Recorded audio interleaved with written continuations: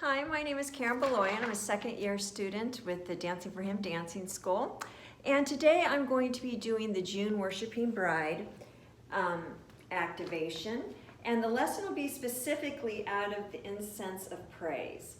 The scriptures I'll be reading the scriptures will be coming from Exodus 30, 34 to 37, Hebrews 13 to 15, and John 12, 1 to 5.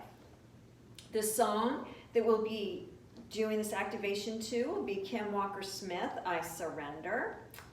And so here we go. In Exodus 30, the Lord directed Moses to make a sweet-smelling incense. The proportions were very specific and would be holy and used only for the tabernacle. The Lord warns him that if anyone uses it for their own personal use, it would cost them their life, which is pretty dramatic. We don't know how much it cost to make the incense, but we can be sure that Moses and the craftsmen spared no expense. We are exhorted to offer up a sacrifice of praise to God, that it is the fruit of lips that give thanks to his name, Hebrews 13:15. True worship is always a sacrificial offering involving all that we have and all that we are laid upon God's altar. The story of Mary is another example in the chapter of John of sacrificial praise. After Jesus had raised her brother Lazarus from the dead, Mary, Martha, and Lazarus had him over for supper. While Martha was serving and Lazarus was relaxing, Mary took a pound of very costly perfume of pure nard and anointed the feet of Jesus. She wiped his feet with her hair, and the house was filled with the fragrance of perfume. Everyone mocked her, but his life had saturated her life, and she wanted to humbly worship him.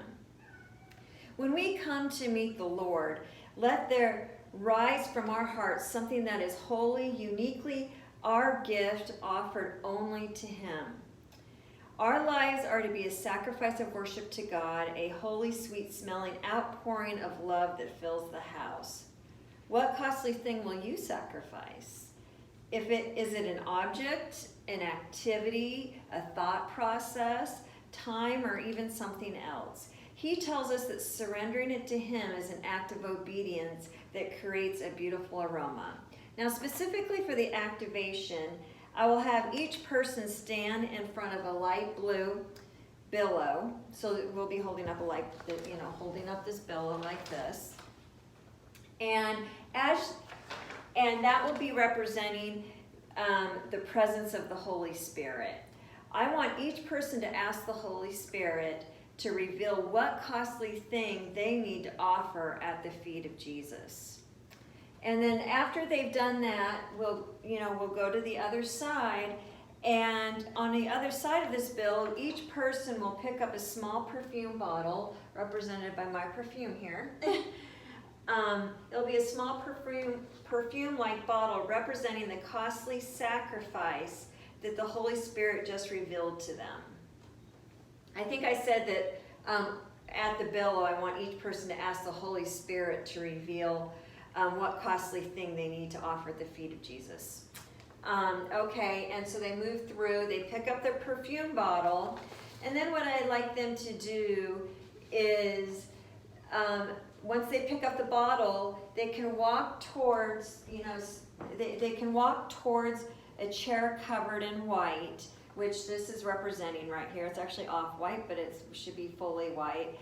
It could be a towel, blanket, billow, whatever, where each person will envision Jesus sitting. Once they reach the chair of Jesus, I want them to kneel down and pour their perfume over his feet.